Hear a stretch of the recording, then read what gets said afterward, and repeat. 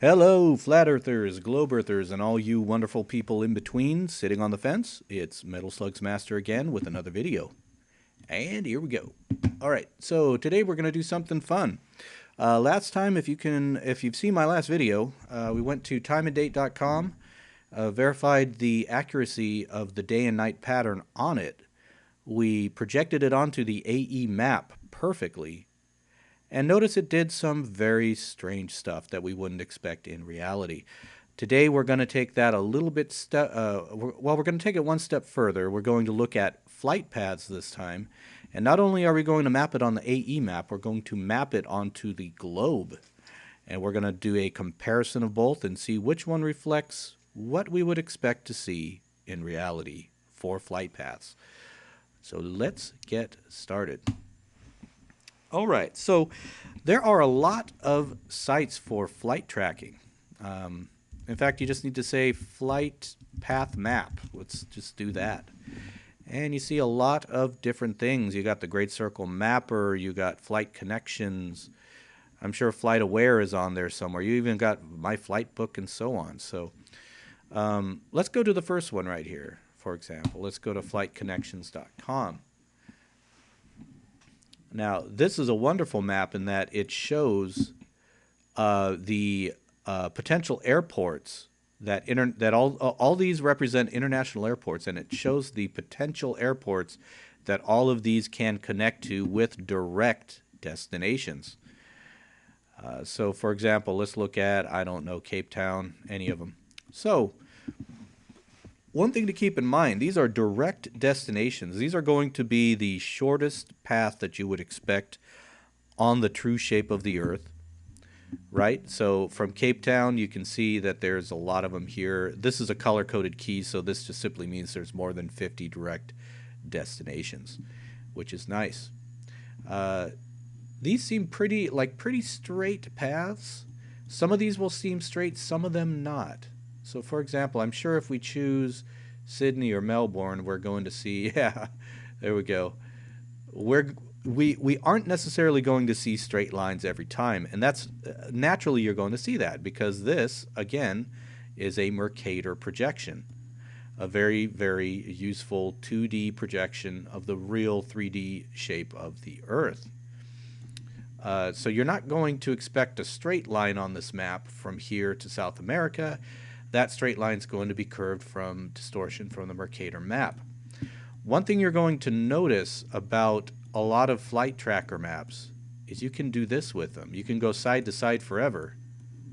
And there is a good reason for that. And I can demonstrate that this way. So let's go to Google again. Let's look up a typical Mercator map. So I'm sure it's on Wiki. So yeah, let's go to Wiki, Mercator projection. Mercators are all over the place. It's probably the most used map projection out there. So going on to Wiki, you can see that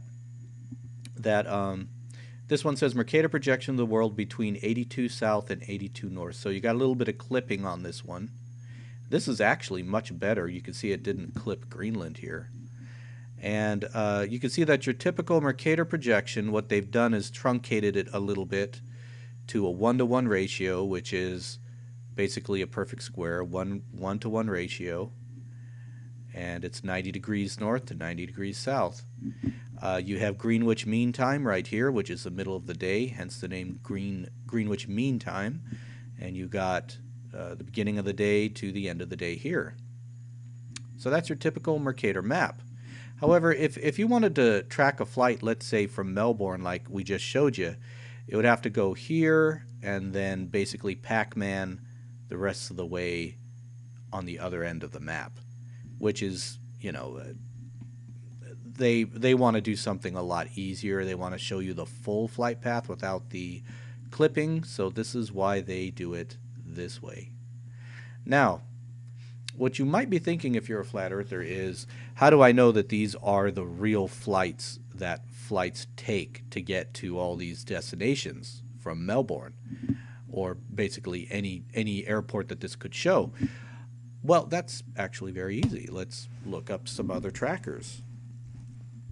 Flight Aware is a good one. So there are actual there's a whole bevy of different sites that will be able to track real flights in real time. So let's check out Melbourne, just like we have on the other map. As you can see, there's a lot of international flights going on, but Melbourne happens to have a very handy color-coded key as well. Here's all of the things going out from Melbourne, but you can see in this graphic representation, the flights going to Melbourne are in light blue or cyan, and the ones going out are green. So, for example, let's choose this one on the outside, and let's see where that's going. So that's going from Melbourne, Australia to Dubai, United Arab Emirates. And let's go over here. And this basically tells you everything about it. The solid line represents how far it's traversed. This dotted line is the projected path. You even have the altitude right here and the speed that it's currently at cruising speed. You can even see what kind of, you can see everything. You can see what kind of airline it is and so on.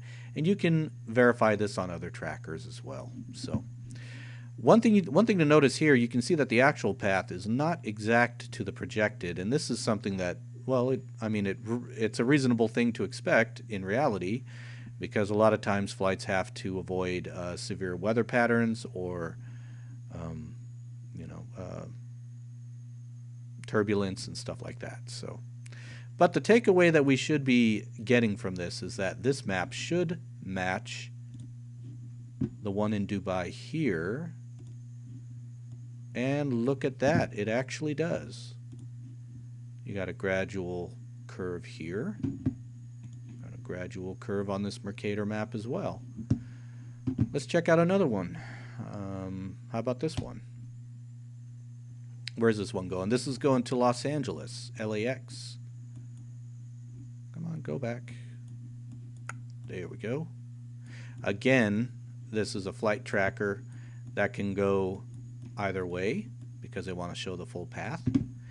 And as you can see, there is very gradual curve going up to LAX there as well.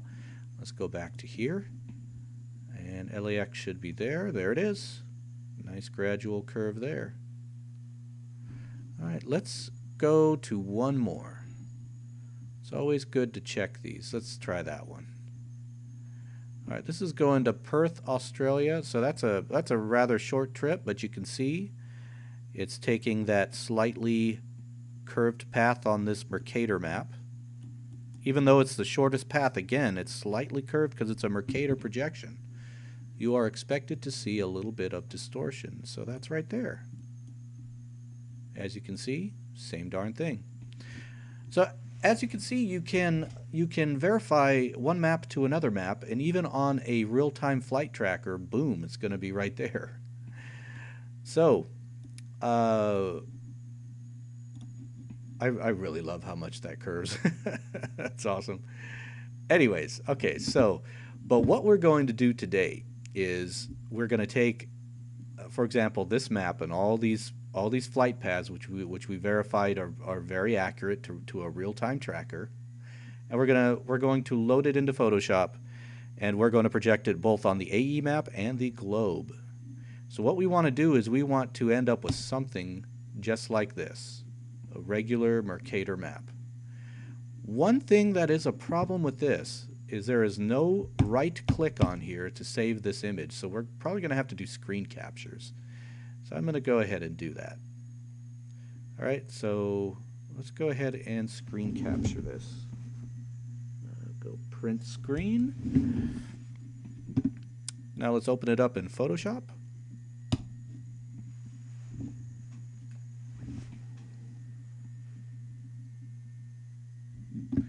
All right, when you hit new document, it's going to use what's on the clipboard. All you got to do is paste, and boom, there it is. Now what I want to do is make room for more to put on there, so we're going to adjust the canvas size. Let's change it to percent, make it 200% on a do. So we've expanded the canvas. Let's go back to our map. Let's go up a little bit. That ought to do. Let's print screen it again. And if you are confused as to what I'm doing so far, don't worry, you will see in just a minute. So, all right, what I want to do now is overlay this perfectly with that, so we can go to our opacity. Let's go here. And we've basically overlaid it. Let's make sure. Let's go back there.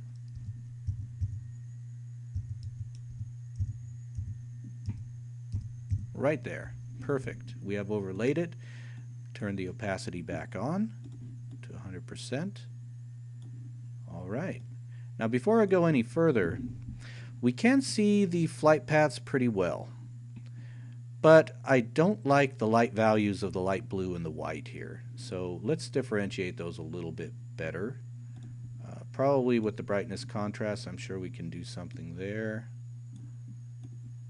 Oh yeah, that's a lot better. We've basically increased the contrast of the whole image. Keep in mind, this doesn't change the actual morphology of this map. It simply changed the brightness and contrast so you can see these continents against the ocean better. And I'm happy with that result. So let's go here, put on a mask. Go Control I as a hotkey and it's disappeared. And now watch this.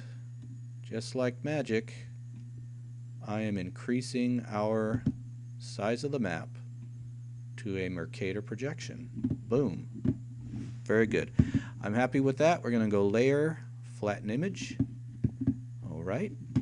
So now we want to basically make this, again, we want to make it into a typical Mercator just like this. You can see it cuts through that little island right there. And then you got Greenwich Mean Time right there. So let's go ahead and do that. Probably the best way to do that is with guides. So let's go to that little island again, right there. Go here, go to a guide, cut it right in the middle. All right. Let's find that same point right here. Cut it right in the middle. Let's go to where our map starts, right here. Make a guide there. That's the bottom, that's 90 degrees south. Okay, we got our guides in place here. And the nice thing about it is Photoshop, just like a lot of other graphical programs, will basically snap right to guides, which is very handy. Let's make a nice perfect square shape just like that. Image, crop, and there you have it. That is our perfect flight map, ready to be morphed into any other projection we want. Should look just like this one, and it does, pretty much. You notice it's not absolutely perfect, because there's a little bit of Antarctica missing on that flight tracker map. They didn't feel like they should put it on there, but it shouldn't really make a whole huge amount of difference on a Mercator map. All right. So now, what we're going to do is we're going to project this onto a globe orthographically. It's called an orthographic projection. It went from globe to a Mercator projection here. We can map it back, and that's with the help of this. This is a company called Flaming Pear. They make a very wonderful plugin called Flexify 2. Flexify 2 has a whole bunch of all these standard map projections. So you got the equirectangular Mercator one, you got cylindrical, you got ellipsoid, mall-wide, circular 180. All these are basically map projections of different names. So let's go ahead and do it to a globe. So we start out, this was Mercator, so we find out the input as Mercator. There we go. And we put the output not as mirror ball, but as orthographic. There we go. There we go. We have a nice, perfect globe. So let's rotate it along our line of longitude.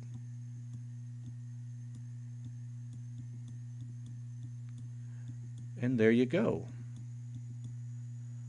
On the globe, when you are directly overhead of this flight path, it is indeed the shortest path from Melbourne to wherever that is, close to South Korea. You got one going to Vietnam. Let's go ahead and check that one out. Shortest path. Boom. Exactly what we would expect. This one's going to Dubai. Remember the one that we saw on Dubai that was slightly curved? It's now there. What about the big kahuna over here? Let's change the latitude and go to the one. If you remember, there was one going to South America. There it is.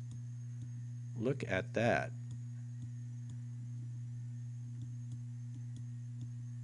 Oh, let's go back to here first. And there we go.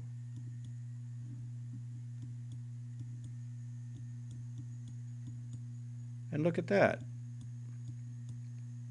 Going from South America, I'm sorry, from Melbourne to South America on the overhead view, this is exactly what you would expect as the direct flight path from Melbourne to South America on a globe. Very nice. So as you can see, it does work out on the globe projection. Even going to LAX right here. Boom. Very nice. So let's actually try it on the AE map. So go back to Filter, Flaming Pear, go to Flexify. Input should be Mercator. Where is our Mercator? There it is. All right. So the input was Mercator. Output should be polar.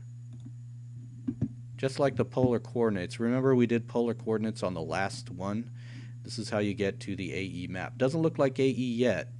You basically have to move the latitude to 90 degrees north. So what it's doing here is it's folding the southern latitudes along with the northern latitudes into one azimuthal equidistant map right here. So there you go. This is your AE map. And notice some interesting things here. If this were the real shape of the Earth, why would you take this big, long, looping path if you wanted to get from Melbourne to South America? All of them, in fact, except for this one, are looping in long paths instead of the direct flight across to where they should be. Now, the reason why this one doesn't, of course, have a curve to it is because it's along a line of longitude from north to south. The AE map is made not to distort lines from north to south, but it distorts lines like you wouldn't believe going from east to west. And you can see it in virtually every single one of these flights. Now, you might be thinking to yourself, well, this doesn't look quite right to the AE map. Well, I'll do exactly what I did prior on the last video. Let's go to Google. Let's go to our AE map. Let's go to our images. We got this one again. In fact, let's actually visit this site. And look at that, Geocentric Works, the Flat Earth map, Flat Earth proof. This is basically Flat Earth proof all in one place. So this is a Flat Earth site that basically has the AE map all ready for us, ready to go. So let's copy that image. This is the Flat Earth map of choice. By the way, let's trim off a little bit of that excess right there, transparent pixels. All I did was I moved everything to the edge there. Let's paste it. Let's move everything. Let's make it the same size. Remember, this is just what we did. This is exactly what we did on the other video as well. All right, so what we should be seeing is this matches the other map. And look at that. When you go to a flight tracker that we verified is tracking real-time flights, direct lines to different airports across the world, when we took that Mercator map and projected it to the AE map and verified it with the actual AE map you can find online everywhere, look at what these direct flights are doing. This is not what you would expect airlines to do. Why are they going out of their way for miles on end to get to these destinations? It just doesn't make sense. It worked out perfectly on the globe, doesn't work out perfectly on the AE map. So thank you guys for having the patience to follow along. Let's go ahead and do that. Yep, it matches. Thank you for following along. Share, subscribe if you like. I hope that there are some very curious fence sitters that are still figuring things out that would objectively consider what I've just done. And I thank you all for watching, and stay tuned for more videos. See you later.